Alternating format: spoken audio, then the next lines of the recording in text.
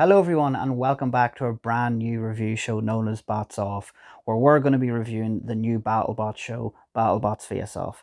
It's been a hot minute since the last time I've done robot combat reviews, so forgive me if I'm a little bit rusty. The last time I've done a review on Battlebots is 3 years ago.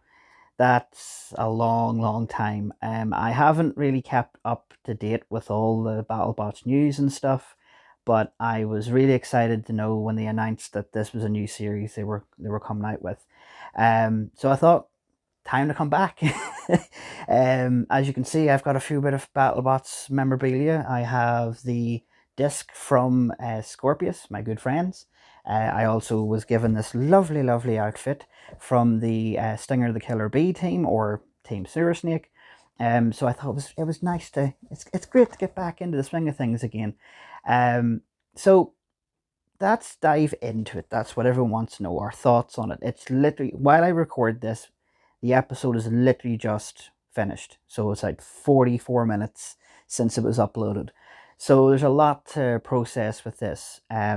We have four teams, three veteran teams and one rookie team. And we'll talk about the teams first before we go into the battles, because my God, the battles were really intense. So the very first team that we'll talk about is Team Hypershock. Now, if you are familiar with my reviews, I have a little tiny criticism of Hypershock, constructive criticism, not bad, not bad. My only criticism with Hypershock was that they kept not sticking with the design of the robot. The robots were always awesome, and they always changed them. It's a bit hypocritical as a roboteer myself. I know that you need to refine your machine, get it and dial it down and be happy with it. But we're all guilty with that. All roboteers are guilty. We're like, we can tweak it, but then we'll take it completely apart and it's a brand new robot. But the thing with Hypershock was that it was getting better and better by each version, and it finally got to this lovely sweet spot where there was a Hypershock that I was really happy about with, and then they changed it. I was like, ah. So to see that they finally dialed in a design and they've stuck with it, and they're really happy with it, it gives me great joy as a Hypershock fan. Uh, it's really good to see, and it's also nice to see how well the team, everything's dialed in. The team are all dialed in.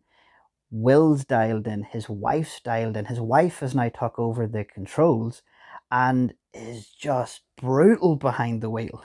It's really good to see. But it's really nice to see that they're really enjoying the whole BattleBots type of thing, robot combat in general, because I always truly believe couples that go into robot combat really do like work better. Not saying about other teams are really good, but either it's a family or a relationship. There's always that little, you're on the same wavelength. That's what I'm trying to get at. And the fact that Will and his wife have now both are on the same team, it's really great to see. You can see that chemistry in this, and this is the bit that I think that the TV version of BattleBots is missing. We're not getting to see the teams. We're not getting to see the individuals behind the robots. And this new version, we're getting to see that, and I like that, because at the end of the day, it's human beings behind these machines. We all love the machines, don't get me wrong, but it's nice to see that, and you can see the chemistry between the two of them, that they really love doing this as a team. They've also dialed in their team as well, so it means there's more people. I think Will said there was 12 on the team, so it means that everyone has a job, and it's less stress for Will and his wife, because as a roboteer, I know what that's like when you have a very small team and you're the sole builder and remember and repair things. It does affect your capabilities in the arena when you're fighting against robots, other teams and stuff. It also destroys your strategy because you're stressing yourself out because you think you got something worked out and then it breaks. So it's nice that the fact that they've got a bigger team and it's more dialed in. And by Jebus, it is dialed in, because I haven't seen the Hypershock other fights that had done before face-offs. I've only just started to catch up to, because I'm starting to get back into the BattleBots review scene and stuff. And I seen that fight with Gigabyte where it completely decapitated it. Holy hell. that is intense. And I love the fact that the weapon, it's got this perfect part now where Hypershock just refuses to die. It's so great to see. So it's nice to see that the team have stuck to one design. I think this is it. I think this is the version we're going to see of Hypershock from now on. I'd probably eat my words, knowing that it'll be another Hypershock 2.50 something will come out after this, and it will annoy. It will annoy me, but I will be happy either way. The next machine we'll talk about is Tombstone. What can you say about this machine? This machine has struck fear into the robot community for years.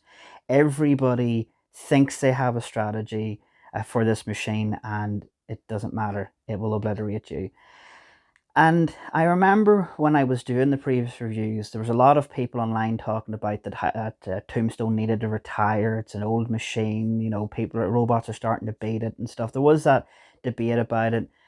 And you kind of sit there and go, Battlebots wouldn't be the same without Tombstone. Tombstone is like the Undertaker. If we're going to talk about that, let's talk about a bit of WWE in this. The Undertaker is WWE. Tombstone is Battlebots. It's one of those teams that gives you great joy seeing them there, and you're like, oh, will they defeat? Will they retain their title? Who are they going to destroy? What way is their machine going to destroy people? Because it always is an entertainment way. Every way you think the Tombstone won't damage a machine, it will make a new way and make you surprised and go, damn. The other thing too that I really appreciate is that Ray has started her own YouTube channel, because the one thing I always wanted to know about Tombstone was the internals of Tombstone. How does it work? And it's so simplistic, and in a good way, that it's all about it's just a big giant weapon, and all the internals are very simple. They're all inside the machine. There's not a lot of room. There's basically giant LEM motor, couple of speed controllers, motors on the side, batteries in the back. There's no big like mystical voodoo or or a deal with Satan to keep the machine going. It's just a really, really simple and tried and tested design, and no one has properly destroyed the machine where it's like, we're going to retire. Now, as the one thing with Tombstone, and I think Ray has definitely designed this in Tombstone, is the weaknesses that people always talk about. Oh, it's got exposed wheels. And now at the back end of it is where the lipo setup is. But the whole point about Tombstone is you have to get to the back end of it. You have to get to those wheels. There's a giant weapon that you have to defeat. And I think that also messes with the psyche of Roboteers, because they go, right, I'm going to go straight for the wheels. And then the weapon smashes them up. Some people will always have this type of Tombstone strategy. Very few have defeated Tombstone. Very few. Always remember that. Before you start thinking about this machine needs to go off and Ray has to make a whole new machine, there's still a lot of time, there's still a lot of life in this machine, and it's so great to see it come back in the first episode. The heat of death is just, this episode just completely amazing, and what a perfect place for Tombstone. Now, the thing with Tombstone is the controls have now been relinquished to his son Justin, because of, unfortunately, Ray had an accident with his hand and was still recovering. So it's kind of nice that the next generation is taking over Tombstone. Now, the thing with his son, he drives the featherweight version of it, which is Morticia, and it's a deadly little Tombstone. It's a mini Tombstone. So it's not like he hasn't drove it before. He also has drove Tombstone in special events for Battlebots and has done really well.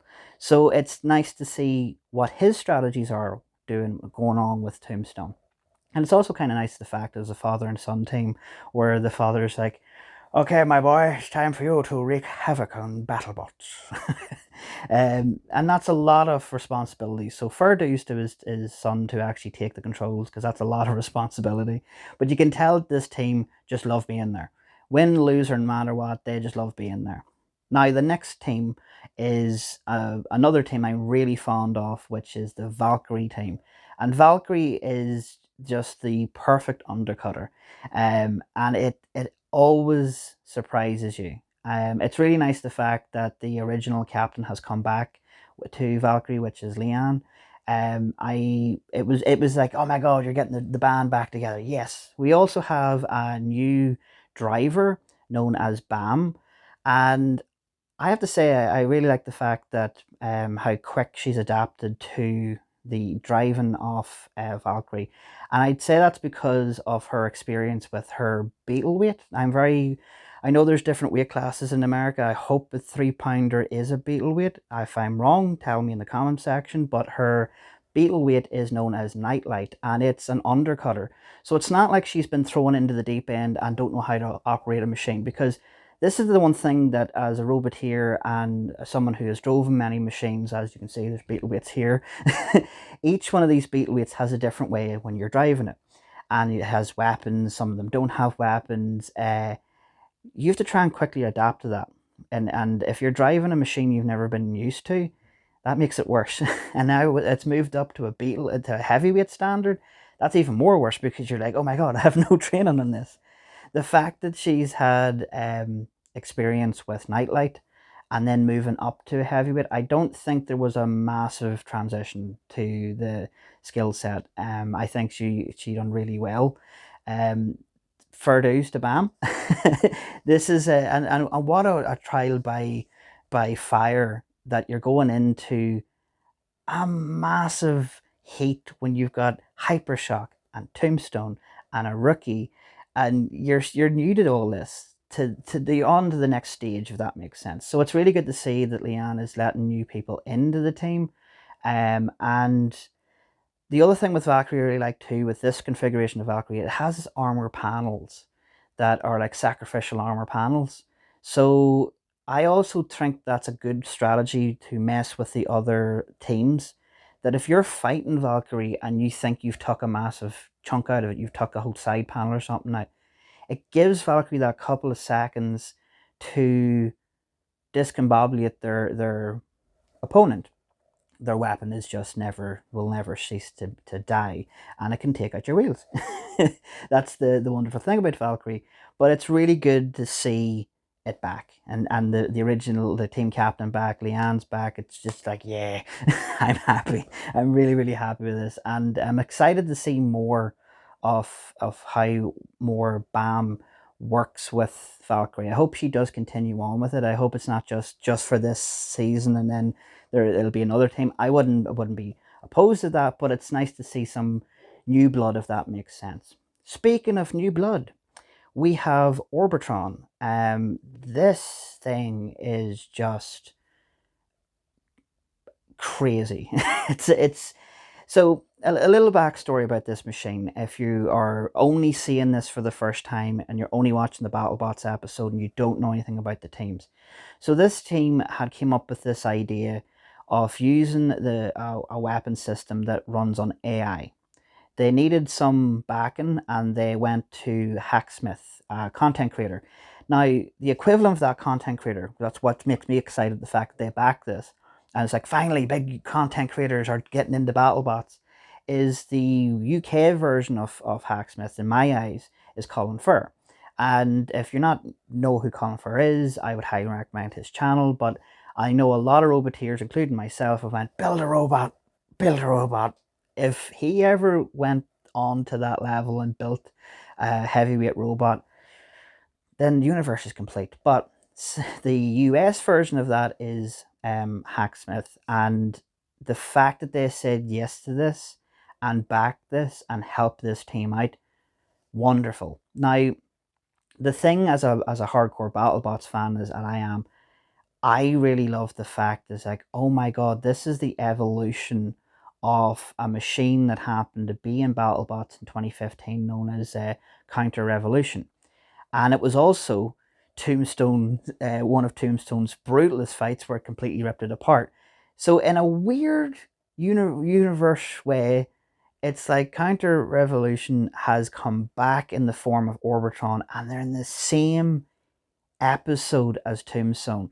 So I'm really excited to go, if these two meet. I could imagine in a Loki meme way, it's like the Counter Revolution team were like, yes, that's how it feels. Revenge, revenge. But I like the concept. The concept basically is it has two different types of weapons. Now, a lot of the time you're very confused because it looks like it has the exact same weapon. But one's, if I'm correct, one's a bar and one's a disc. So you're getting two different weapons on the bot at the exact same time, beating the life out of you. And it's controlled by AI to a certain degree. So it kind of tracks the arena and it tracks this opponent, and it will have two methods to attack and evade. There is still a bit of control from the team. They have what I will call it an Xbox or PlayStation controller. So if the AI system, if I'm correct, if the AI system goes down, they still have control. But it's a brilliant and new bit of technology to bring into the BattleBots. Now I know for a fact BattleBots themselves have been wanting like new evolutions of robot combat. One of them was definitely they wanted walkers. We got that in the form of Chomp, but this is a new level. Could you imagine? And there's a bit of a debate with it. Don't get me wrong. There's people who will say, "Oh no, you're taking the AI, then you're taking the human person out of it, and it's going to be boring." Possibly, we don't know. But imagine that all the machines were AI operated and you just press a button and they all beat the life out of each other. It's like the ultimate video game. But I'm also old fashioned where I would like to be the one behind the control. But it's still nice to see how well this machine has just evolved. Now, this isn't just the first time they've been in BattleBots. They've went into the Destructor-thon, I think it's called, where new teams get the opportunity to dial in their machine, and Orbitron did do this. So it's not like they're going straight into the first rounds and they're like, oh my god. It's not like the TV show, the TV BattleBots, where this would have been their very first time entering the machine into battle and something could have gone wrong. There's a lot of little technical problems that Orbitron's had, and they have now finally dialed it in. So this new method, a new way with the Destructathons as basically a way to get your technical gremlins out of the way before you get into the BattleBots face-off. So I like the fact that this is all going well. So now we get into the juicy part of it, is the battles themselves. The very first battle we get is Valkyrie versus Orbitron. Um, this was quite interesting because I seen that Valkyrie had changed their weapon system, which is this blade, and the blade looks, I could be wrong, but the blade is like a purpley color, and it reminded me of Nightlight's weapon. And I kind of thought myself, is that like a little cheeky nod to Bam's machine to go, yay? But the other thing I noticed with Valkyrie is the weapon is even lower to the ground than before. So that's even giving it a better opportunity to fight in this battle. But Liam made a very fair point, is the Achilles heel to undercutters, and I know this from experience with my own undercutter, one shot, is if someone pushes you into the wall, your weapon's down. You're literally a sitting duck. And this is the thing that Orbitron went their strategy, get them into the wall and keep just repeatedly hitting them until not till the end. But I loved what Orbitron did in this battle. Yes, it did its strategy. It got Valkyrie into the wall. It stopped the blade from going in. But it's how quick Orbitron had turned. Now, as I said, it has two different weapon systems. It has a bar and it has a disc. Most of the battle it was going in with the disc. You know, big hits, whacking Valkyrie up in the air. But there was that cheeky little turn where it was the bar that came in and sniped Valkyrie's wheel. The wheel was completely shot, and that meant that Valkyrie was done. And then were put up onto the controversial shelf. I love the shelf, to be totally honest with you. I like the fact that there is a arena hazard, and it also will mess with the Roboteer themselves, because if they try and get off that shelf, it also gives spinners an opportunity, also flippers as well, the opportunity to get into position to attack again. And if Valkyrie's wheel hadn't broke, I'd say this fight would have been a lot more devastating. Now, it also worked in Valkyrie's favor because Valkyrie had said themselves they've only got a limited set of batteries. If they go down, that's them completely out of the game. So it's your first gremlin fight. You know, oh, okay, we lost the first round. That doesn't really matter. We can continue on. There's not that much damage, thankfully. The same thing with Orbitron. Orbitron, their strategy worked. You can tell that the team were like, this is the big leagues now. Destructathon was good, but this is now us to really show our metal, basically, and to show off this machine and what it can do. And oh my god, it did really well. So then we get the Hypershock and Tombstone fight, and I was really, really excited for this. Now, these two have fought before where Hypershock has beaten Tombstone, and you're kind of going, can Tombstone get the revenge? Can Tombstone rip a wheel off? Will there be destruction? Will there be damage? And then we get that little Uno moment where Tombstone's weapon doesn't spin up, and Hypershock takes extreme advantage of this. Now, the thing about robot combat, those crucial first couple of seconds just after 3, 2, 1, go, if your weapon, if your robot is not working right, you are cannon fodder. You're toast. But sometimes it works it works in that favor where it might get back in. You might get those.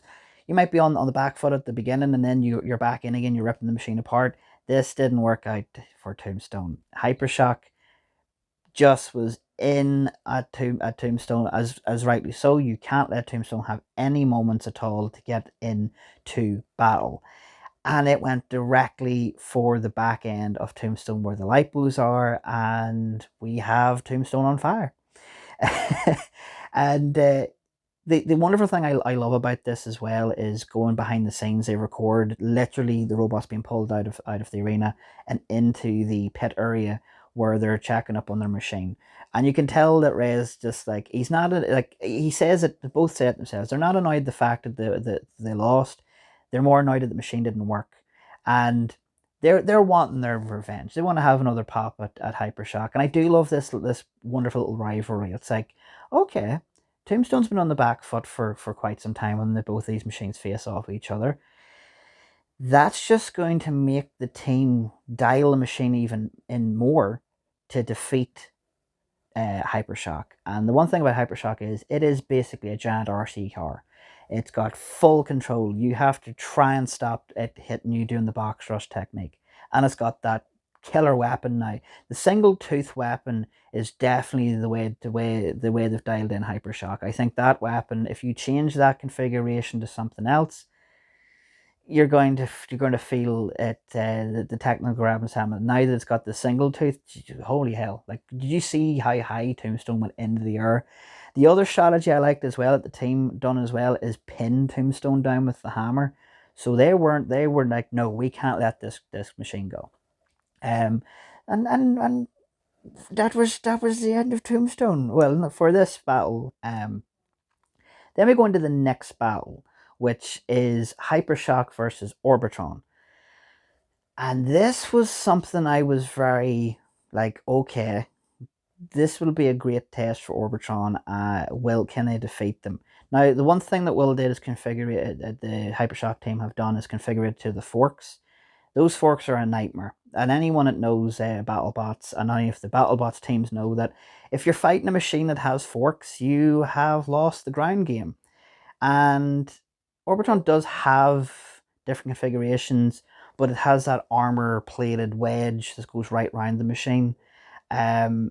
But the grind clearance, it's super low, so I was kind of thinking maybe they'll win.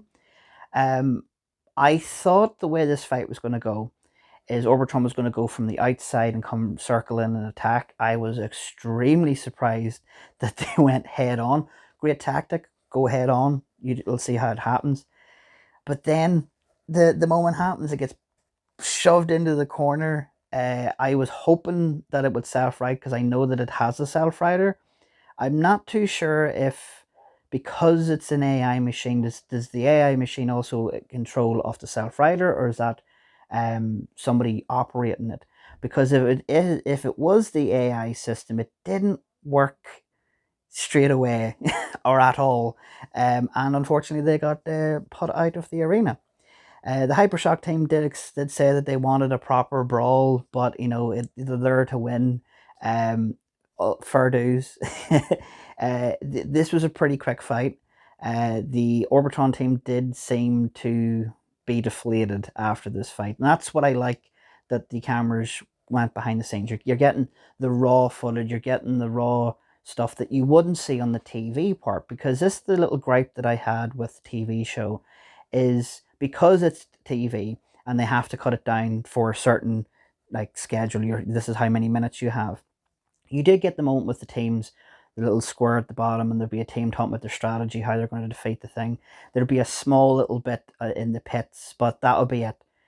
With face-offs, you're getting to see the teams literally come straight out of the box, straight outside, and you can tell that the Orbitron team are like, "Oh, we're frustrated," And Orbitron is a frustrating machine, because if you've watched the YouTube series that they have done before this, there is a lot of technical remnants, because it isn't just like normal Roboteer machines where like we know like, oh, there's a plug here, there's a wire here, oh, this went down, we can program it. They're doing something completely unique, and it's an AI operated machine. They've also had problems with their speed controllers blowing up on them. They've also had problems with the AI system orientating itself in the box. And I think that came back to haunt them. And I hope that they will get it fixed in time for the next time that they battle. But you went out against Hypershock. That's no way, that's nothing to be sad about. To me, it'd be a great honor. But it also will give. I think this will also give that team, if they continue on in robot combat with Orbitron in Battlebots, I do see them actually really dialing in the fact that they will get better. They'll get better experience. They will get better experience, and they should walk away with this going, right, okay, we got defeated, but we're going to have a strategy to defeat Hypershock. But it was great to see it. Not and fair dues. It was a quick fight. There's not really much you can say about it. I think also the Hypershock team were right about it too. This was the fight I wanted to see how Orbitron would work, but you're also fighting against a extremely powerful machine. So it was the outcome I was expecting, but still, it was quite fight. Good fight. The next fight is against Tombstone versus Valkyrie. And oh my god, I finally got my dream fight, because this is the very first time that these two teams have actually faced off against each other. The strategies I like going into this was that Leanne give Bam full control of the drive of Valkyrie, where she used the weapon, and she made a very fair point that there's no point having a weapon at full pelt and we're not hitting anything or being pushed into the wall. That at least we have control where we can turn the weapon on really quickly and turn it off if we need to. With Tombstone going into this, because of how brutal, fair dues to Ray and his team for getting Tombstone back up and going again. And just the see the strategies going into this, where the weapon's working, happy days. But that first couple of connects is crazy. And this is the Tombstone that I know. This is the Tombstone we all know. That moment when you see Tombstone flying off into the corner, you're like, okay, this is exciting. Both machines haven't clapped out. They are still going in brutal moments. But then Tombstone does one thing that I was like, oh my god, it's happening again. Tombstone snipes the same wheel that Orbitron did in the first fight. And you can start to see that Valkyrie starting to crab walk, to be crippled, and you're like, oh, come on, don't do it. You want to see it keep on going. And fair dues, they kept turning the robot towards Tombstone. Tombstone was also starting to have troubles as well. I think that was speed controller issues, that the smoke was coming out of it. I think that was the weapon motor was starting to go on it. But it went in for a couple more devastating hits. And then they started the crawl and crab walk. Now, I know for a fact people would probably go with the way who won, that it went to Valkyrie, where Tombstone ripped up all the panels, ripped off damaged the wheel, where Valkyrie was crab walking at the end, but Tombstone was still had no weapon, was down, but it was still moving around. I would say that if it was me, the fact that Valkyrie done more damage to Tombstone's wheels, where it was not a full motion. The fact that the weapon was starting to smoke up as well. It was just a brawl for all battle. So to see the fact that Valkyrie got a win, they got their win. They were really excited about it.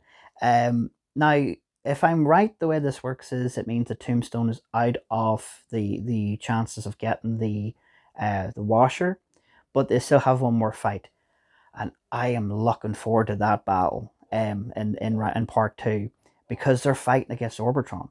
So this is kind of just like 2015 all over again, where I get to see this fight that I've been wanting to see as Counter Revolution, but in the form of what Counter Revolution would have been.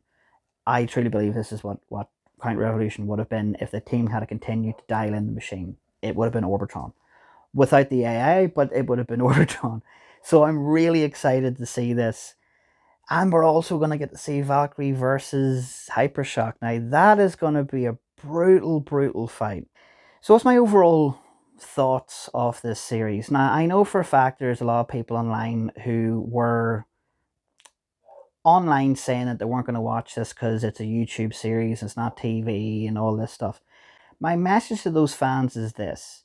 Um, this is robot combat. This is the passion that you don't get to see, because as fans, from a fan perspective, you can turn the TV on and watch your episode, switch it off, go about your day, and then you watch the next episode. It is the consumerism in us as humans. We watch our favorite show.